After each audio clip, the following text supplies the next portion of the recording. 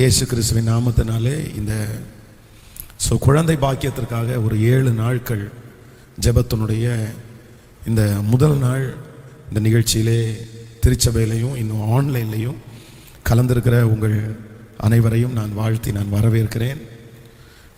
பொதுவாக நான் கடந்த நாட்களிலே இந்த குழந்தை பாக்கியத்தினுடைய காரியத்திற்காக ஒரு பெரிய ரிசர்ச் மாதிரி, சரி இதை குறித்து உலகம் என்ன சொல்லுது, மனிதர்கள் என்ன சொல்லுகிறார்கள் அப்படின்றத குறித்து நான் நிறைய தேடினேன். ஒரு சின்ன தேடல், ஆண்டவருடைய வார்த்தையை, வசனத்தை, ஆண்டவர் இதை குறித்து என்ன சொல்கிறார் அப்படின்னு தெரிஞ்சுக்கிட்டோம். சரி, இந்த உலகம் இதை குறித்து என்ன சொல்கிறாங்க அப்படின்னு நான் தேடும்போது எனக்கு ஒரு ஆச்சரியமான ஒன்று என் கண்ணுக்கு தெரிந்தது. என்ன அப்படின்னா, இந்த குழந்தை பாக்கியத்தை குறித்து 99% 99% 99% உலகத்தார்கள் தான் இதை பற்றி பேசியிருக்காங்க. அப்படின்னா ஆண்டவரை அறியாத, ஆண்டவரை பற்றி தெரியாத, இந்த ராசி பலன்களை நம்புகிற, அப்புறம் அந்த ஜாதி நம்புகிற, அப்படி உலகத்திலே இருக்கிற காரியத்தை இல்லைனால் நம்ம அந்த மாற்று கருத்தாய் யோசிக்கிற அந்த நபர்கள் தான் அதிகமாக இந்த குழந்தை பாக்கியத்தை பற்றி சொல்லியிருக்கிறாங்க. அப்போ நான் இதில் 2 விஷயத்தை கற்றுக்கொண்டேன். ஒன்று இது ஆண்டவருடைய பிள்ளைகள் சொல்லுகிறதற்கு தேவை இல்லை என்றும் கொஞ்சம் இருந்திருக்கலாம். அப்படின்னா நமக்கு ஆண்டவரை அறிந்த, ஆண்டவரோட வாழ்கிற நிறைய பேருக்கு ஆண்டவர் அந்த பாக்கியத்தை கொடுத்ததுனால ஒருவேளை அப்படி சொல்ல வேண்டிய அவசியம் வந்திருக்காது அப்படின்னும் நான் யோசித்தேன். ஒருவேளை உலகத்திலே இருக்கிற ஆண்டவரை அறியாத நிறைய பேருடைய வாழ்க்கையில இது ஒருவேளை தடைபட்டு இருக்கலாம், அதனால இது சொல்ல வேண்டிய அவசியம் இல்லாமல் கூட இருந்திருக்கலாம் அப்படின்னு நான் நினச்சேன்.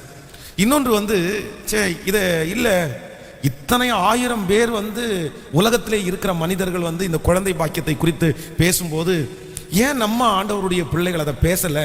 இல்லை அப்படின்னா கண்டிப்பாக நம்ம இதை செய்யணும், நம்ம இது ஒரு ஊழியமாக நம்ம பண்ணணும், இது ஆண்டவர் வேதத்தில் இதுக்கு ஏன் காரணம், எதனால இப்படி இருக்குது, நம்ம இதை பெற்றுக்கொள்வதற்கு என்ன செய்யணும் அப்படின்றதை குறித்து பேசணும் அப்படின்ற ஒரு ஆர்வம் என்னுடைய இருதயத்துக்குள்ளே ஆண்டவர் வைத்தார். ஆனால் நான் என்ன நம்புகிறேன் அப்படின்னு சொன்னால், கண்டிப்பாக அது ஆண்டவருடைய ஒரு பெரிய நடத்துதல் என்று நான் நம்புகிறேன். அப்போது இன்றைக்கு தான் இந்த ப்ரேயரை நம்ம ஆரம்பிக்கிறோம். நம்ம ஞாயிற்றுக்கிழமை ஆராதனை. ஆனால் எதேச்சியாக ஞாயிற்றுக்கிழமை ஆராதனையிலே இந்த குழந்தை பிரதிஷ்டைக்காக முன்னாடியெல்லாம் பெருசாக யாரும் கேட்கல. பொதுவாக ஒரு மாதத்திற்கு இல்லை 2 மாதத்திற்கு ஒரு டைம் தான் இந்த குழந்தை பிரதிஷ்டை நடக்கும். ஆனால் திடீர்னு ஒரு 2 குடும்பங்கள் ஃபோன் பண்ணி, எங்கள் 2 பேருமே இந்த குழந்தைய இந்த வாரம் எங்கள் ஆலயத்தில் பிரதிஷ்டை பண்ண முடியுமா? அப்போ ஒருத்தவங்க வெளியூரில் இருந்தாங்க, அவங்க எனக்கு நாளில் பிரதிஷ்டை பண்ணால் கூட பரவாயில்லன்னு சொன்னவங்க, இல்லை சண்டையே கொஞ்சம் எங்களுக்கு பண்ணி கொடுத்துருங்க அப்படின்னு சொன்னாங்க. அப்போ நான் என்ன நம்பினேன் அப்படின்னா, அதை ஒரு அடையாளமாக எடுத்தேன். ஸோ ஆண்டவர் கண்டிப்பாக நம்ம எல்லாருக்கும் அந்த அற்புதத்தை செய்ய போகிறாரு, அதற்கு அடையாளமாகத்தான் இந்த குழந்தை பிரதிஷ்டை நடந்திருக்குது அப்படின்னு நான் நம்புகிறேன்.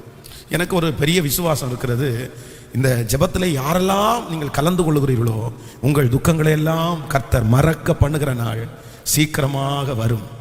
ஆமென். இந்த முதல் நாள், இந்த ஃபர்ஸ்ட் டே, இந்த 7 நாட்களும் நீங்கள் தவறாமல் கலந்து கொள்ளணும். ஸோ ஒரு மணி நேரம் உங்களோட பேசி நான் உங்களுக்காக ஜெபிப்பேன். ஆனால் நீங்கள் என்ன பண்ணணும்னா, இந்த 7 நாட்களும் முடிந்தால் சரீரத்தில் பலன் இருந்தால் நீங்கள் முழுவதுமாக ஃபாஸ்டிங் போட முடிஞ்சால் போடுங்க, ஒன்றும் தப்பு இல்லை. உபவாசம் இருந்து ஜெபிப்பது ரொம்ப ஆசீர்வாதம்.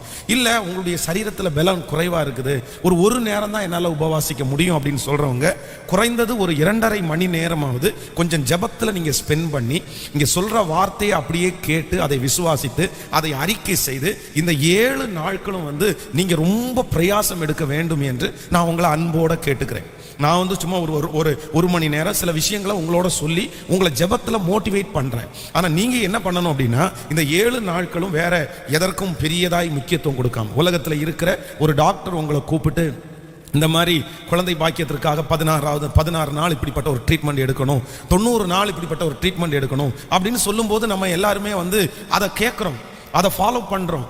டேப்லெட் சாப்பிட்டீங்களா, இந்த காரியத்தெல்லாம் பண்ணீங்களா அப்படின்னு நம்ம கேட்குறோம். அப்போ நான் என்ன நம்புறேன் அப்படின்னு சொன்னால், ஆண்டவருக்கும் நீங்கள் முக்கியத்துவம் கொடுக்கணும், ஆண்டவருடைய வார்த்தைக்கு நீங்க முக்கியத்துவம் கொடுக்கணும். வேதம் சொல்லுகிறது, என்னை கனப்படுத்துகிறவனை நானும் கனப்படுத்துவேன். அப்ப இந்த 7 நாட்கள் வெறும் பாஸ்டர் உங்களுக்காக ஜெபம் பண்ணா போதாது, பாஸ்டர்மா உங்களுக்காக ஜெபம் பண்ணா போதாது, அந்த ஜெப டீம் உங்களுக்காக ஜெபம் பண்ணா போதாது.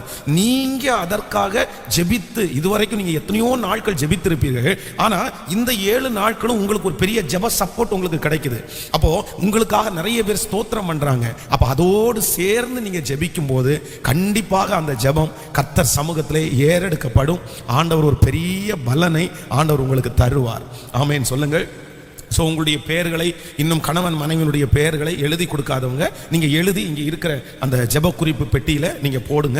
ஆன்லைனில் வாட்ச் பண்ணுறவங்க உங்களுக்கு அதற்கென்று ஒரு நம்பர் கொடுத்துருக்குது. அந்த நம்பரில் மட்டும் ஃபோன் மூலமாகவோ வாட்ஸ்அப் மூலமாகவோ நீங்கள் தெரியப்படுத்துங்கள். ஒரு ஜெப டீமே உங்களுக்காக ஜெபிக்கிறதற்காக ஆயத்தமாக இருக்கிறோம். நானும் அப்படித்தான் அந்த மொபைலில் இருக்கிற அந்த கான்டாக்ட்ஸ் எல்லாம் பார்த்து நானும் உங்களுக்காக டைம் கிடைக்கும் போதெல்லாம் நான் ஸ்தோத்திரம் பண்ணுறேன். அதனால் ஆண்டவர் நிச்சயம் அந்த அற்புதத்தை நமக்கு செய்வார். ஆமென் சொல்லுங்கள். சோ இன்னைக்கு ஃபர்ஸ்ட் டே, முதல் நாள், நான் கர்த்தருடைய சமூகத்திலே நான் ஜெபத்தோடு இந்த வார்த்தைக்காக எதிர்பார்த்துட்டு இருக்கும்போது, ஆண்டவரே நீர் என்ன சொல்லுகிறீர், இந்த குழந்தை பாக்கியத்தை குறித்து உம்முடைய பதில் என்ன அப்படின்னு சொல்லும்போது, ஆண்டவர் என்னுடைய இருதயத்திலே ஒரு வசனத்தை ஞாபகப்படுத்தினார். 127ஆம் சங்கீதம் 4வது வசனத்தை நம்ம வாசிக்க போகிறோம். 127வது சங்கீதத்தை எடுத்துக்கொள்ளுங்கள். 127ஆம் சங்கீதம் 4வது வசனத்தை நம்ம சேர்ந்து வாசிக்கலாமா? 127வது சங்கீதத்திலே 4வது, இதோ பிள்ளைகள் கர்த்தரால் வரும் சுதந்திரம், கர்ப்பத்தின் கனி அவரால் கிடைக்கும் பலன். இதோ பிள்ளைகள் கர்த்தரால் வரும் சுதந்திரம், கர்ப்பத்தின் கனி அவரால் கிடைக்கும் பலன். அப்போ வேதம் என்ன சொல்லுதுன்னா, ஆண்டவர் என்ன சொல்லுகிறார் என்றால், ஒரு பிள்ளை செல்வம் என்கிறது, ஒரு பிள்ளை என்கிறது அது கர்த்தரால் உண்டாகிற சுதந்திரம், கர்ப்பத்தின் கனி அவரால் கிடைக்கிற ஒரு மிகப்பெரிய பலன்.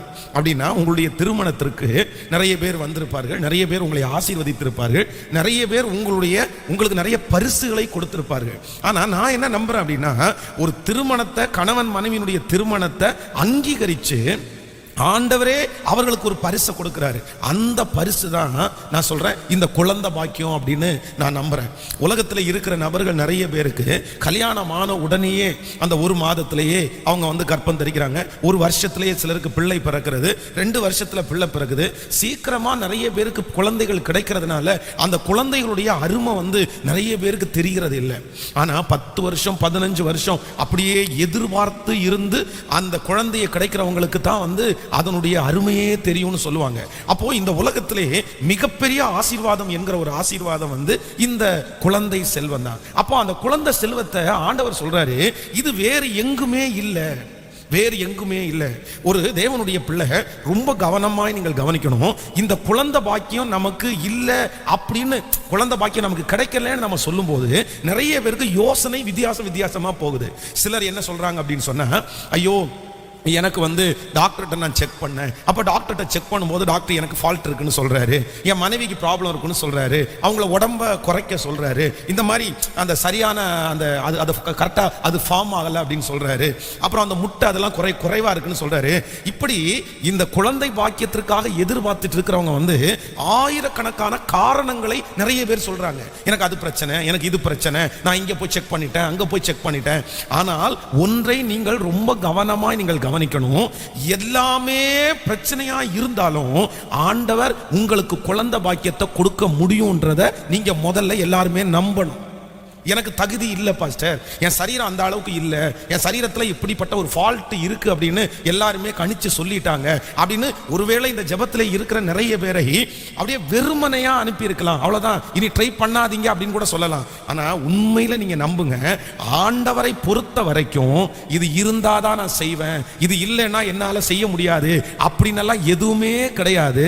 அவரால் செய்ய முடியாத அதிசயமான காரியம் என்று ஒன்று இல்லை. ஆமென். நான் வந்து ஒரு நாட்களில் ஒரு ஃபேமிலி ஒரு குழந்தையை பிரதிஷ்டை பண்ணணும்னு சொன்னாங்க. இரண்டாவது ஒரு பெண் குழந்தை பிறந்திருக்கிறது. அந்த குழந்தைக்கு அவங்க அந்த பேர் வச்சு பிரதிஷ்டை பண்ணுறதுக்காக கொண்டு வந்தாங்க. அப்போ அவங்கள்ட்ட பேசும்போது அவங்க ஒரு அற்புதமான ஒரு சாட்சி சொன்னார்கள். திருமணமாகி 7 ஆண்டுகள் அவர்களுக்கு குழந்தையே இல்லாமல் ரொம்ப கஷ்டப்பட்டு எங்கெல்லாமோ அவர்கள் போனாங்க. அப்போது அவங்க சின்ன வயசில் அவங்க ஸ்கூல் படிக்கும்போது அவங்க அந்த கொக்கோ அப்படின்னு ஒரு விளையாட்டு விளையாடுவாங்க பாருங்களேன். ஃபஸ்ட்டு முன்னாடி ஒவ்வொருத்தர் அந்த அதுவும் கேர்ள்ஸ் தான் அதிகமாக அந்த விளையாட்டு விளையாடுவாங்க.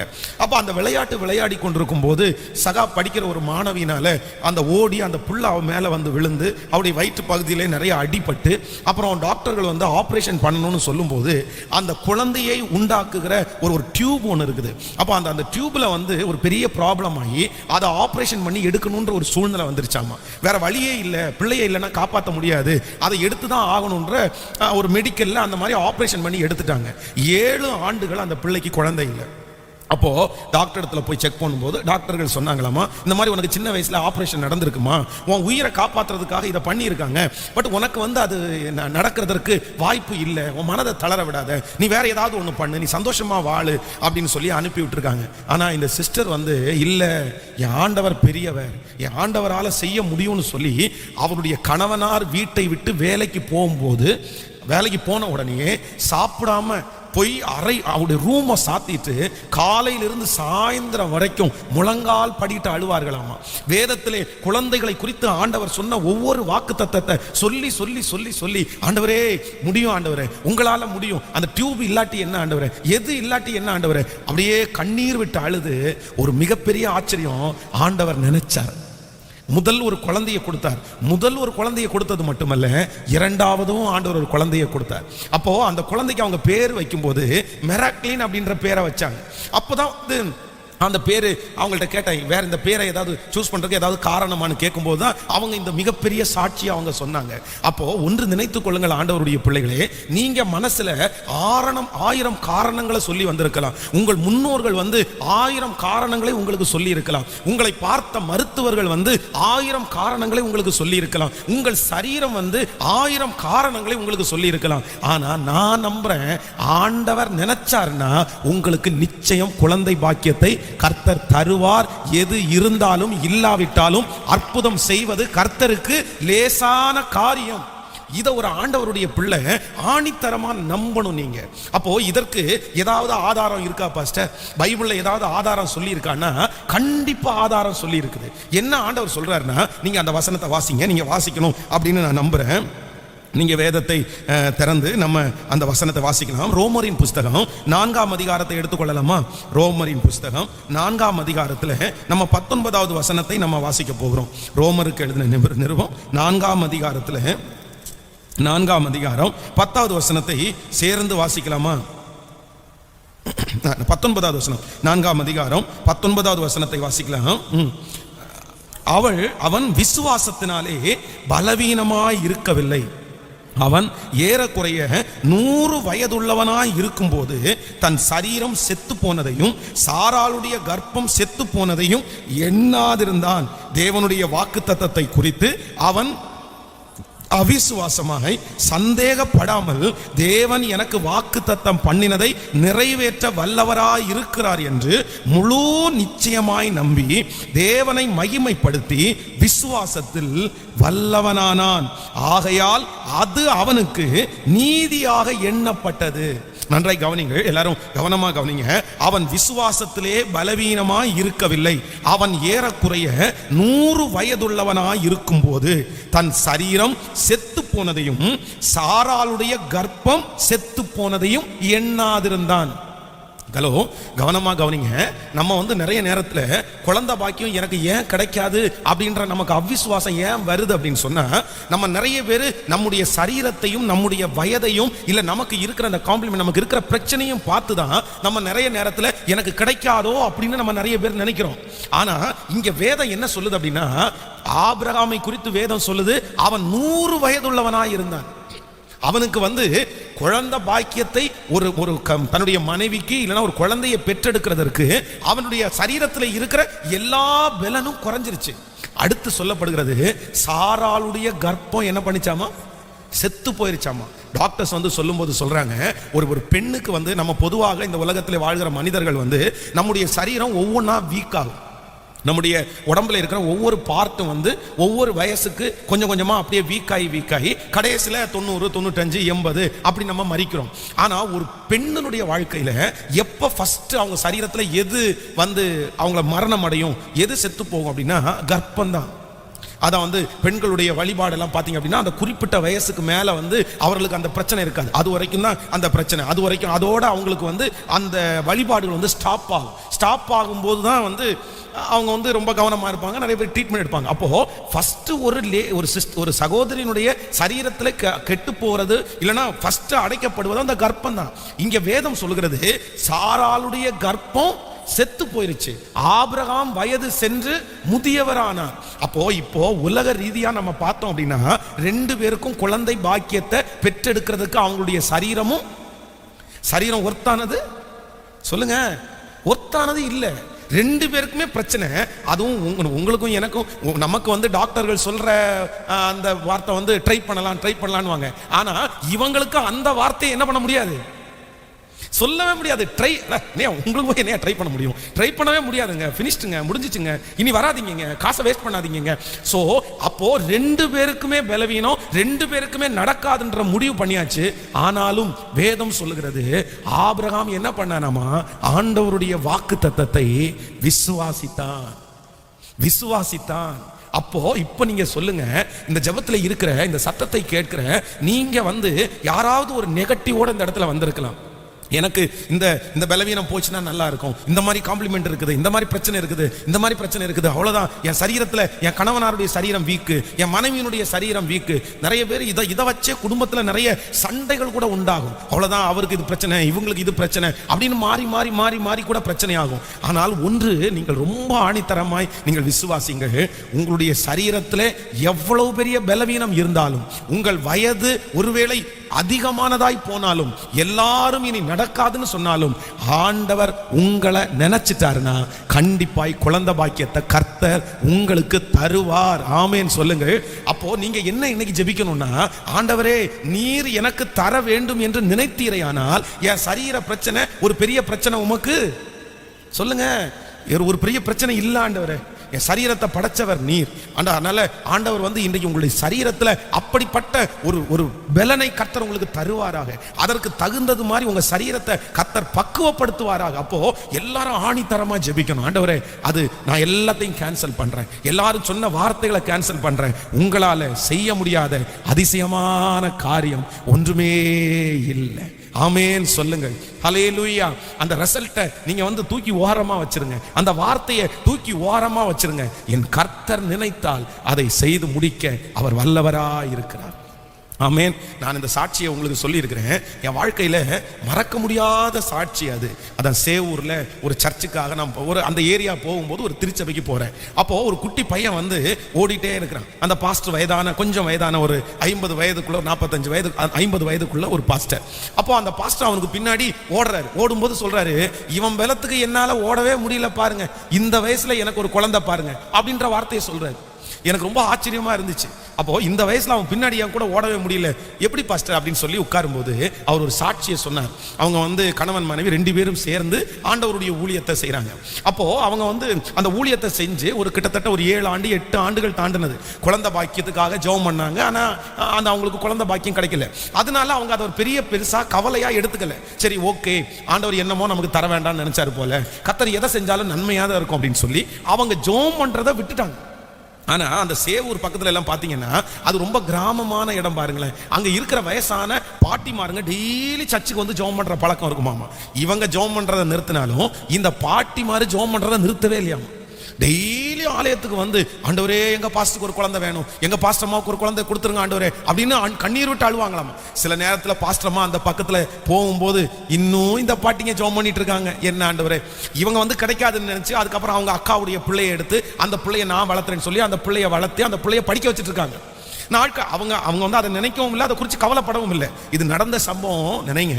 அப்போ ஒரு திடீர்னா அவங்களுக்கு பயங்கரமான வயிற்று வலி. அப்போ அந்த வயிற்று வலிக்கு வந்து இதெல்லாம் நிறைய ட்ரீட்மெண்ட் எல்லாம் பண்ணுவாங்கல்ல. ஸோ நமக்கு சூடாயிடுச்சு போலன்னு நினச்சி அந்த மாதிரி ஒரு ட்ரீட்மெண்ட் பண்ணாங்க. அதில் அவங்களுக்கு சரியாகலை. அதுக்கப்புறம் கேஸ்ட்ரிக் ப்ராப்ளம் அப்படின்னு சொல்லி அவங்க படுத்து வீட்டில் வேலை செய்கிற அந்த பாப்பாவை அவங்க முதுகு மேலே நடக்க சொன்னாங்களாம், உடம்பு மேலே.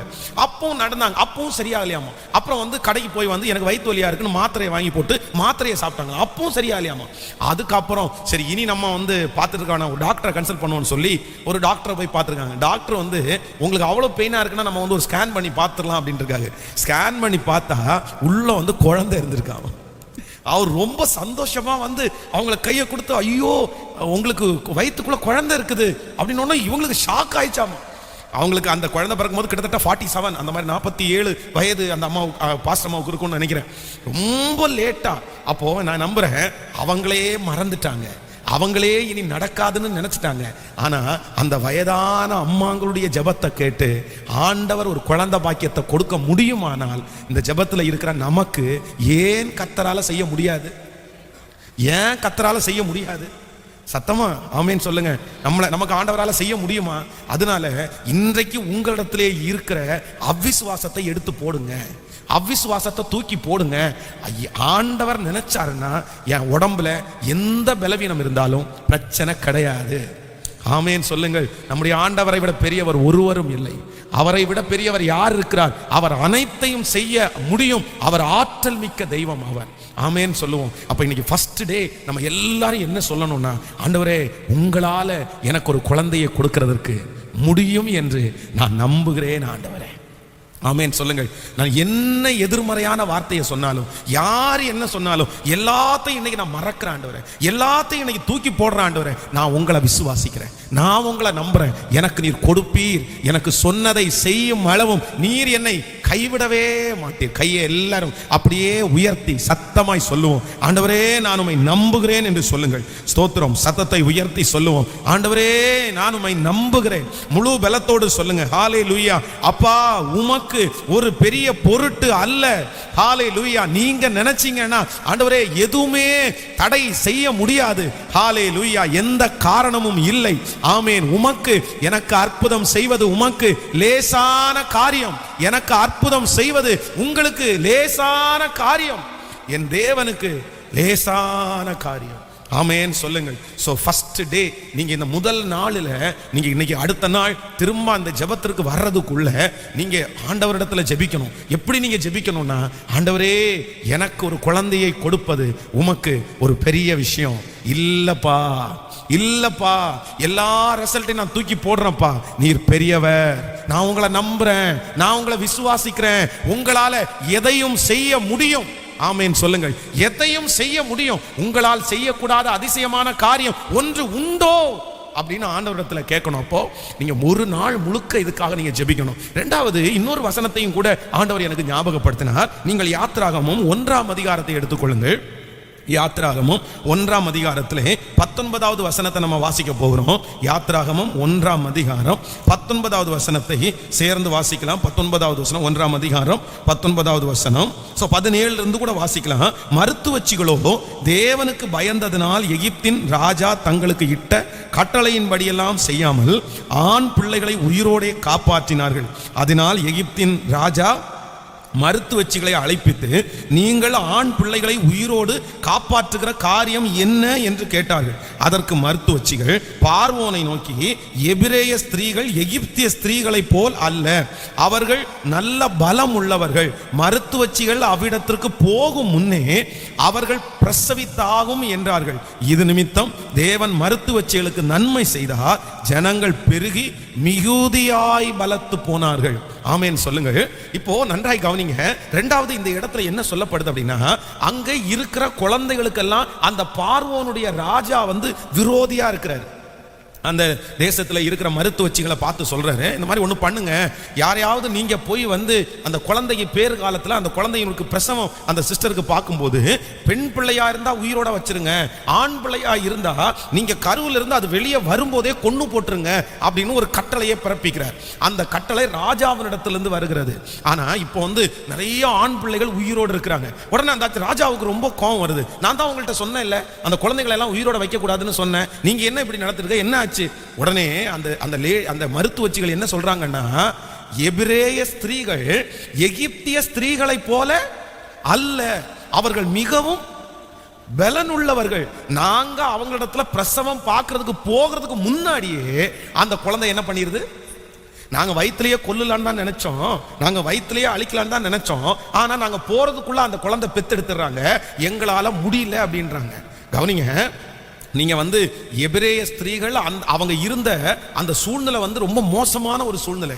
என்ன அப்படின்னா, தன்னுடைய கணவனாருக்கு சரியான சம்பளம் இல்லை, தன்னுடைய கணவனாருக்கு சாப்பாட்டுக்காக ரொம்ப தூரம் அலையணும், அவர் போய் அலைஞ்சு எடுத்துட்டு வரணும், எல்லாரும் அடிமைத்தனத்துல இருக்காங்க, பார்வோன் எல்லாரிடத்துலையும் வேலை வாங்குகிறான், தன்னுடைய வீட்டை விட்டுட்டாங்க, சொத்தை விட்டுட்டாங்க, எல்லாமே இழந்து மனசு அளவில் அவங்க ரொம்ப பலவீனமா இருக்காங்க. உடல் அளவிலையும் அவங்களுக்கு பலவீனம், மனசு அளவிலையும் பலவீனம், அவங்களுக்கு நல்ல சாப்பாடு இல்லை, நல்ல ஊட்டச்சத்து இல்லை. அப்போ அந்த குழந்தை பிறக்கிறதற்கு அந்த சரீரத்துல எந்த பலனுமே இல்லை. ஆனா மருத்துவச்சிகள் என்ன சொல்றாங்க அப்படின்னா, எபிரேய ஸ்திரீகளை விட எகிப்திய ஸ்திரீகளை விட எபிரேய ஸ்திரீகள் மிகவும் பலம் உள்ளவர்கள். அதனால நாங்க போறதுக்கு முன்னாடியே அவங்க என்ன பண்ணிடுறாங்கன்னா, அப்போ நான் என்ன நம்புறேன்னா, நம்பர் 1, முதலாவதாக உங்களுடைய சரீரத்துல பலனே இல்லைன்னாலும் என் ஆண்டவரால உங்களுக்கு குழந்தை பாக்கியத்தை கொடுக்கிறதுக்கு, சத்தமா சொல்லுங்க, நம்புறீங்களா, விசுவாசிக்கிறீங்களா? உங்க 2 பேருடைய சரீரத்திலையும் ஆயிரக்கணக்கான ஃபால்ட் இருக்கலாம், ரொம்ப பெரிய ஃபால்ட் இருக்கலாம், அவ்வளவுதான், ரிசல்ட்டே கொடுக்கலாம். ஆனா என் ஆண்டவர் நினைத்தால் அதை செய்வார். ஆமென் சொல்லுங்க. நம்பர் 2, இரண்டாவதாக உங்களுடைய குழந்தை பாக்கியத்தை எகிப்தை யாருக்கு நம்ம ஒப்பிடுவோம்னா, சத்துருவுக்கு, சாத்தானுக்கு ஒப்பிடுவோம், பிசாசுக்கு ஒப்பிடுவோம். அந்த பிசாசை போல இருக்கிற மனிதன் உங்களுக்கு பாக்கியம் கிடைக்க கூடாதுன்னு தடை பண்ணலாம். நிறைய பேர் பார்த்தீங்க அப்படின்னா அந்த மாதம் ஆவார்கள், ஆனா அது அந்த கரு அவர்களுக்கு நிற்காது, அது அழியும். அது எதனால வருது அப்படின்னு சொன்னா, அது சில நேரத்தில் அந்த குடும்பத்தில் இருக்கிற சாப கட்டுகள், அந்த பிசாசனுடைய கிரிகள். இதை குறித்து நான் வருகிற நாட்களில் உங்களுக்கு தெளிவாய் சொல்லுகிறேன். இந்த ஏன் அபார்ட் ஆகுது, இதுக்கு என்ன காரணம், இதுக்கு நம்ம என்ன செய்யலாம் அப்படின்றதை குறித்து முடிந்தவரை வருகிற நாட்களில் அதற்காக ஒரு ஜெபம் பண்ணுவோம். ஆனா இப்படி நிறைய பேருக்கு அந்த ஆசீர்வாதத்தை யாரு தடுத்து நிறுத்துறது அப்படின்னா, சத்ருவாகிய சாத்தான் சில நேரத்தில் தடுத்து நிறுத்தலாம், சாபங்கள் தடுத்து நிறுத்தலாம்.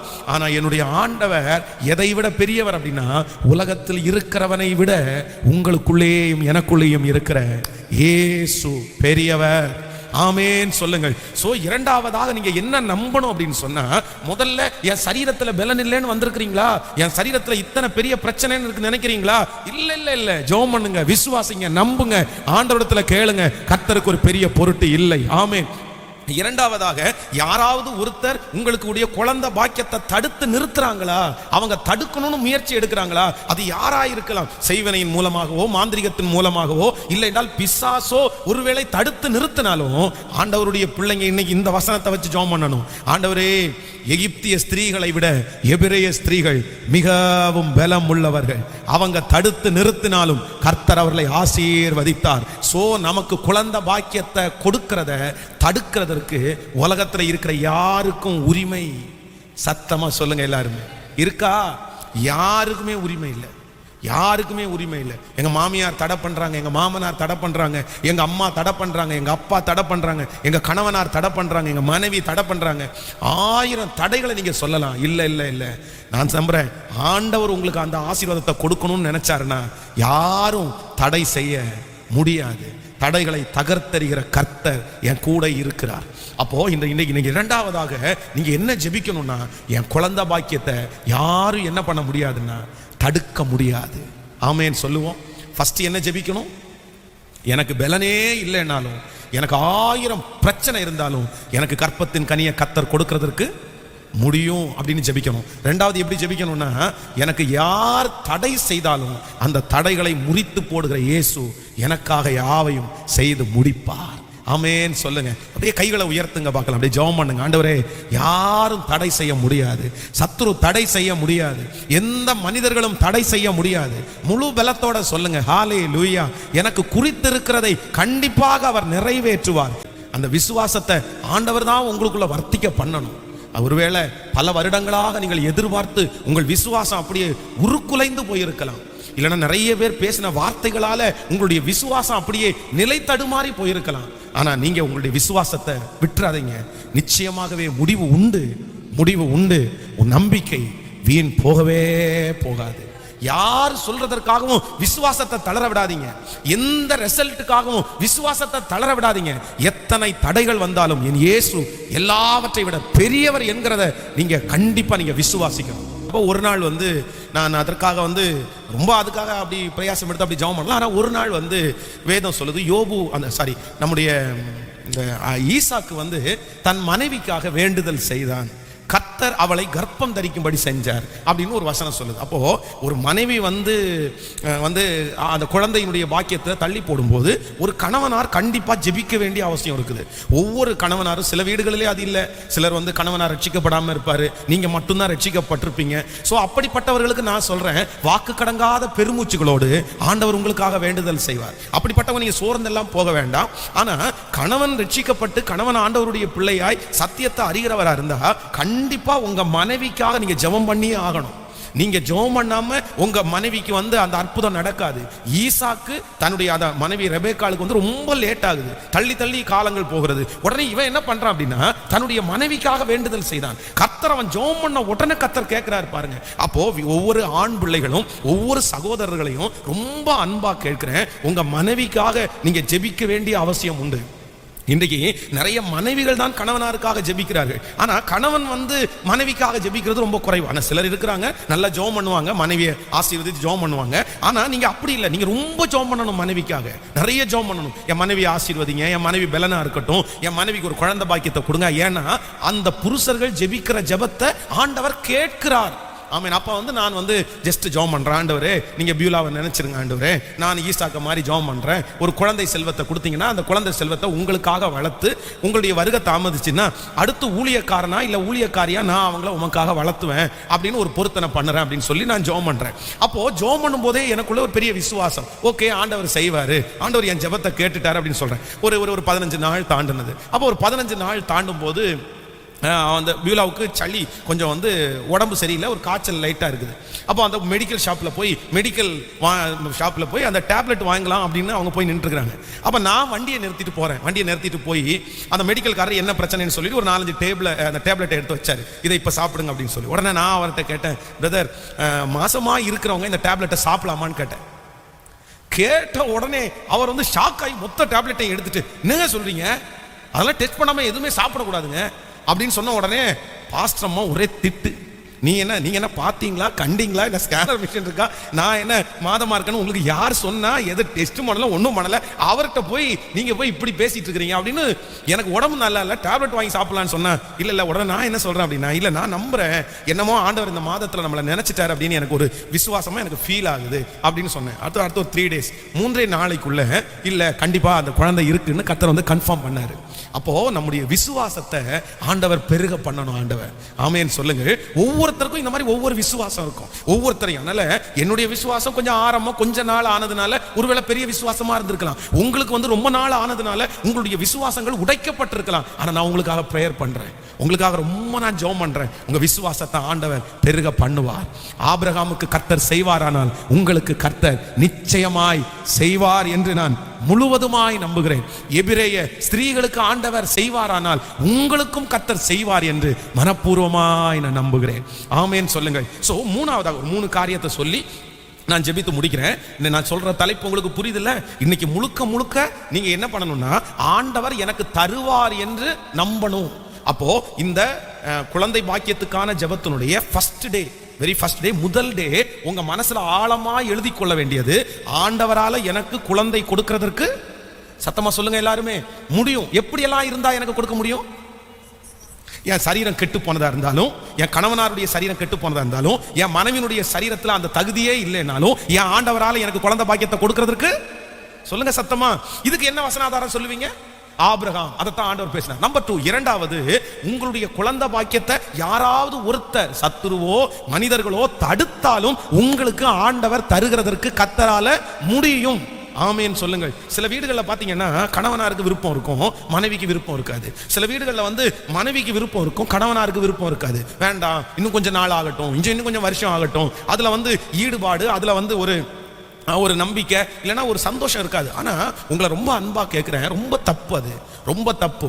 முதலாவதாக ஒண்ணு தெரிஞ்சுக்கங்க, குழந்தை பாக்கியத்தை மட்டும் உங்க வாழ்க்கையில நீங்க தள்ளி போடவே கூடாது. தள்ளி போடவே கூடாது. நம்முடைய தேசத்திலே இருக்கிற மிகப்பெரிய அருவருப்பு என்ன அப்படின்னு சொன்னா, அதான் வந்து அவங்க அந்த குழந்தை பாக்கியம், குழந்தை வராம இருக்கிறதற்காக மாத்திரைகளும் சில பொருட்களையும் பயன்படுத்துறது பயங்கரமான ராங்.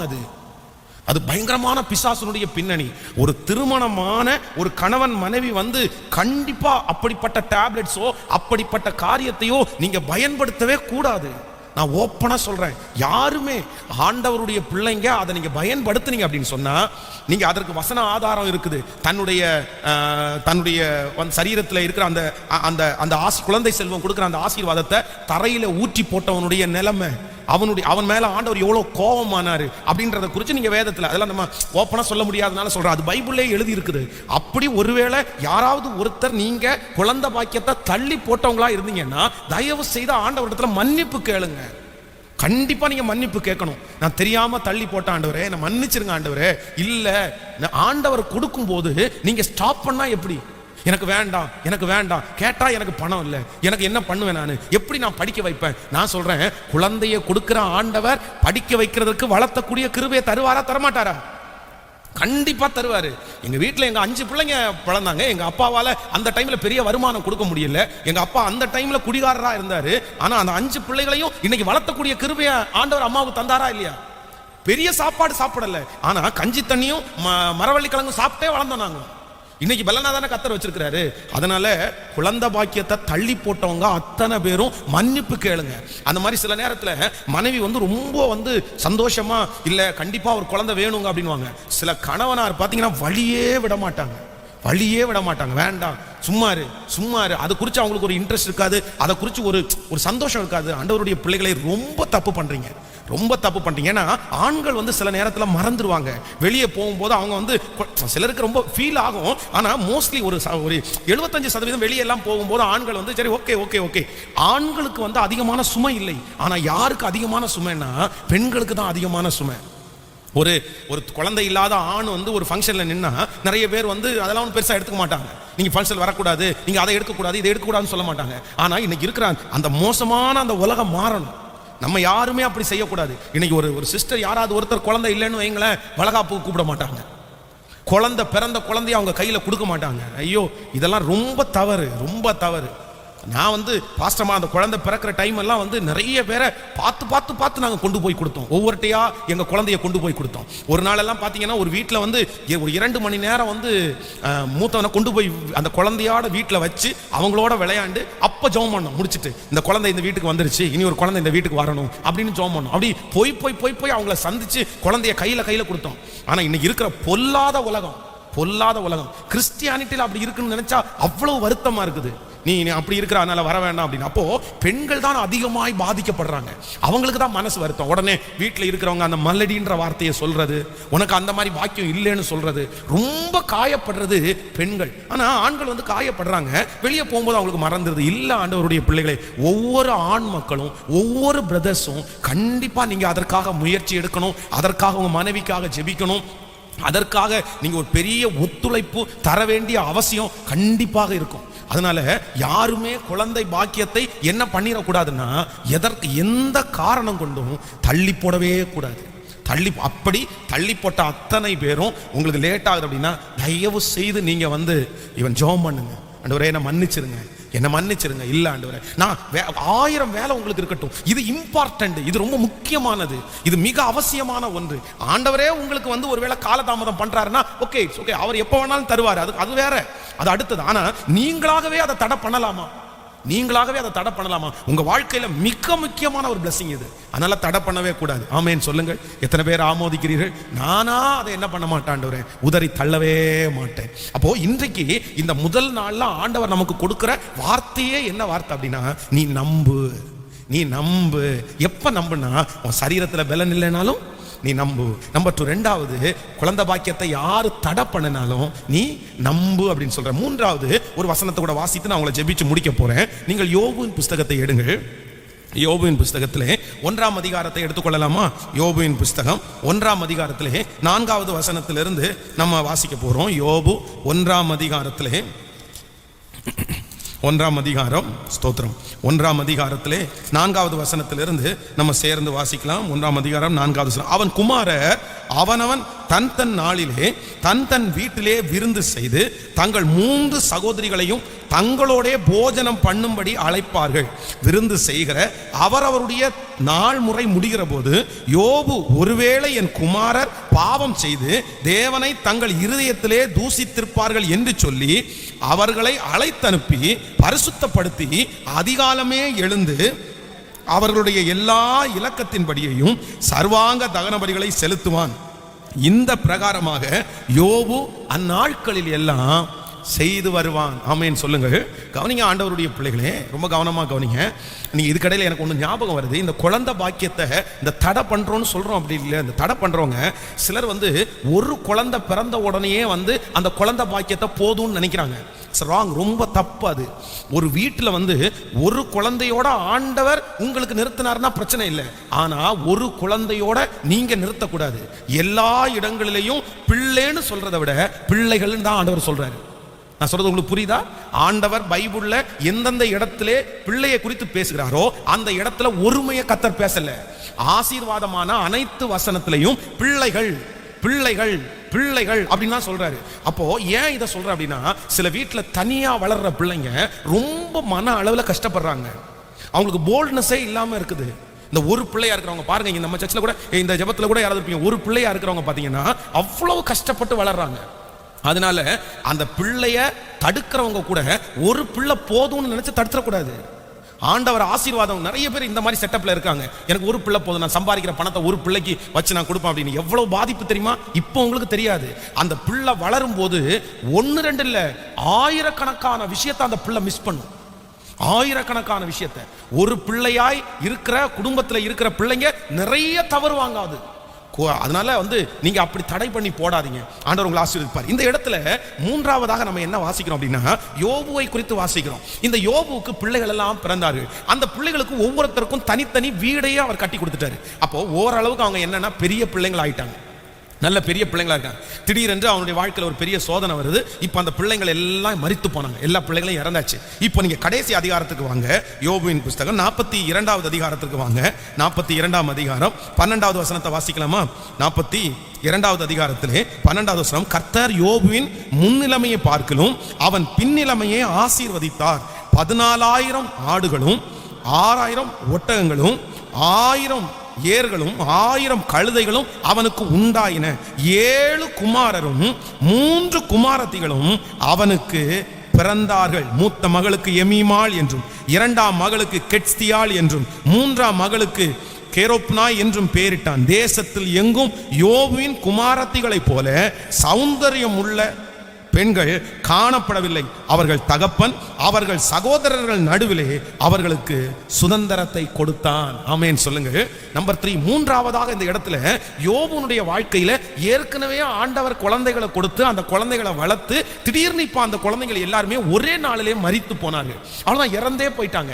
ஆனா ஆண்டவர் சொல்றாரு, அவன் இழந்து போன குழந்தைகளை கர்த்தர் திரும்பவும் அவனுக்கு தந்தார். ஆமேன் சொல்லுங்க.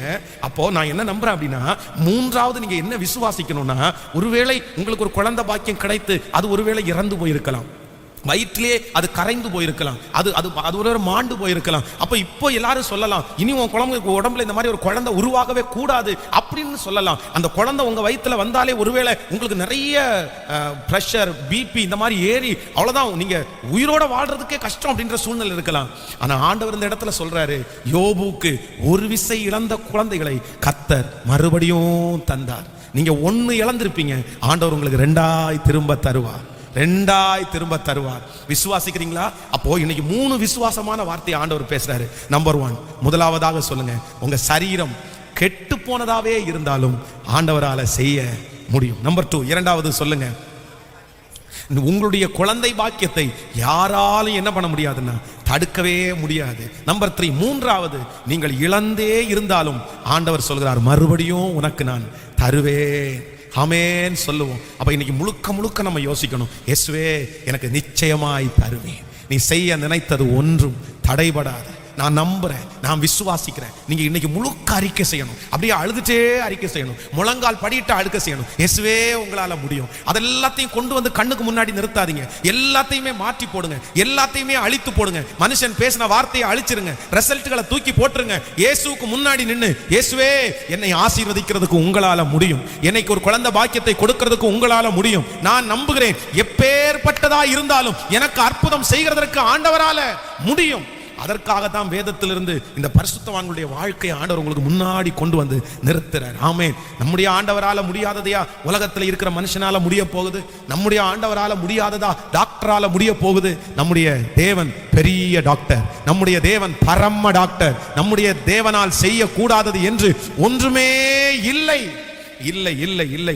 மேகம் போன்ற திரளான சாட்சிகள் நம்மை சுற்றி நெருங்கி நிற்க, பாரமான யாவற்றையும் உதறி தள்ளிவிட்டு விசுவாசத்தை துவக்கிறவரும் முடிக்கிறவருமாயிருக்கிற அவரை நோக்கி நியமித்திருக்கிற ஓட்டத்திலே பொறுமையாய் ஓட கடவோம். ஆமென் சொல்லுவோம். ஸோ இந்த ஜெபம் முடிச்சுட்டீங்க. ஃபர்ஸ்ட் டே எப்படி போகணும் அப்படின்னா, எனக்கு கர்த்தர் செய்ய போகிறார், எனக்கு ஆண்டவர் செய்ய போகிறார், எனக்கு ஆண்டவர் தருவார், நான் நம்புகிறேன், எனக்கு நிச்சயமாகவே உண்டு.